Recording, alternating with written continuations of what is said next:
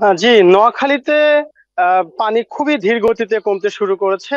আর ধীর গতিতে পানি কমার ফলে কিন্তু যে ক্ষয়ক্ষতি হয়েছে সেটি স্পষ্ট হচ্ছে। অনেক জায়গায় গ্রামের যে ঘরের কোথাও হেলিয়ে আছে, কোথাও টিনের চালা ভেঙে পড়ে আছে।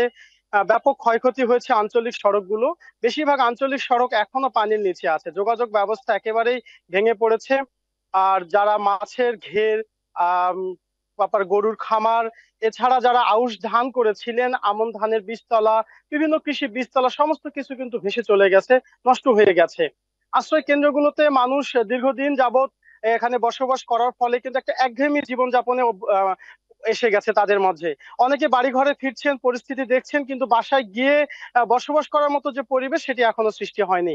আশ্রয় কেন্দ্রগুলোতে এখন শুকনো খাবারের চেয়ে বেশি প্রয়োজন হয়ে দাঁড়িয়েছে চাল, ডাল, আলু এবং শিশু খাদ্য, যেগুলোর একদমই কম। অনেক আশ্রয় কেন্দ্রে যারা দায়িত্বে আছেন তাদের সঙ্গে আমি কথা বলেছি, তারা আমাকে এই বিষয়টি জানিয়েছেন যে অনেকে শুকনো খাবার এখনো দিচ্ছেন, কিন্তু কেন্দ্রগুলোতে শুকনো খাবারের চেয়ে রান্না করার যে খাবারের উপকরণগুলো সেগুলোর বেশি চাহিদা রয়েছে।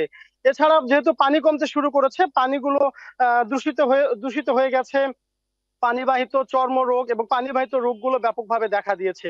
প্রয়োজনীয় চিকিৎসা সরঞ্জাম, তারপর ঔষধ, এবং যে স্যালাইন আছে সেগুলোর প্রয়োজন, নারীদের জন্য স্যানিটারি ন্যাপকিনের প্রয়োজন, সেই বিষয়গুলো এখন সামনে আসছে।